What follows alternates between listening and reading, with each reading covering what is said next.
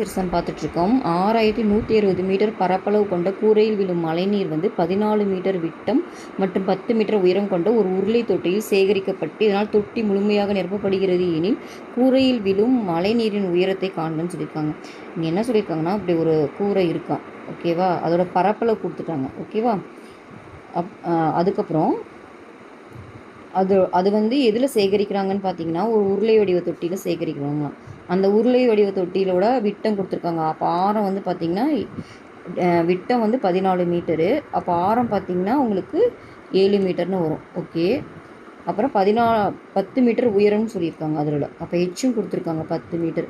இதில் இது முழுமையாக ஸ்டோர் பண்ணுறாங்கன்னா இந்த இந்த பரப்பளவுன்னு சொல்லியிருக்காங்களா, அதோட ஹைட்டு கேட்குறாங்க, மழை நீரின் உயரம். அப்போ என்னென்னா பரப்பளவுனா நம்மளுக்கு தெரியும், லென்த் இன்ட்டு பிரெத்து, அதோட வேலையை கொடுத்துருக்காங்க 6160ன்ட்டு. உங்களை இன்னும் அந்த ஹைட்டு தான் நம்மளுக்கு ஹெச், அதை தான் அவங்க கேட்குறாங்க. ஸோ இதுலேருந்து நம்ம ஒரு அளவுலேருந்து இன்னொரு அளவுக்கு ஸ்டோர் பண்ணாவே நம்ம என்ன பண்ணுவோம், வால்யூம் தான் கண்டுபிடிப்போம். கரெக்டாக வால்யூம் தான் சேமாக இருக்கும்.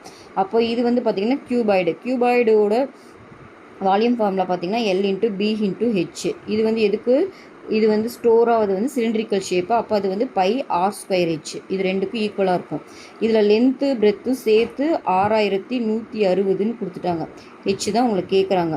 இது பை பார்த்திங்கன்னா 22/7, R 7 அவங்களே கொடுத்துருக்காங்க, 7 × 7. ஹைட்டும் கொடுத்துட்டாங்க 10ன்ட்டு, ஓகேவா. இப்போ சிம்பிளிஃபை பண்ணுங்கள். இந்த ஒரு 7 கேன்சல் ஆயிரும், எனக்கு ஹெச் தான் வேணும். அப்போ 22 × 7 × 10 / 6160. இந்த ஒரு ஜீரோவும் கேன்சல் ஆகிடும். இது 11 டேபிளில் கேன்சல் பண்ணிங்கன்னா 2 டைம், இதை பண்ணிங்கன்னா 5 டைமு, அப்புறம் 56 டைம் வரும். திரும்ப 2 டேபிளில் பண்ணிங்கன்னா 28 டைம் வரும். இதை பண்ணிங்கன்னா 1/4ன்னு வரும்.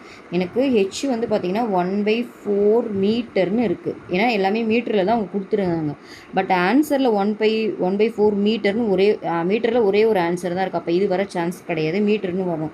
அப்போ இது சென்டிமீட்டராக மாற்றிக்கிறேன். நம்மளுக்கு தெரியும் ஒரு 1 மீட்டர் 100 சென்டிமீட்டர்னு. அப்போது இது 100/4 சென்டிமீட்டர்னு எழுதலாமா? ஏன்னா மீட்டர் நான் 100ன்னு மாற்றிட்டேன். அப்போ 100/4 சென்டிமீட்டர்னு வரும். அப்போ 25 சென்டிமீட்டர் தான் இந்த சம்மோட ஆன்சர், ஓகேவா. இதை கேர்ஃபுல்லாக போடணுங்க, ஏன்னா மீட்டர் சென்டிமீட்டரை இந்த மாதிரி சம்மில் செக் பண்ணிக்கணும், ஓகேவா.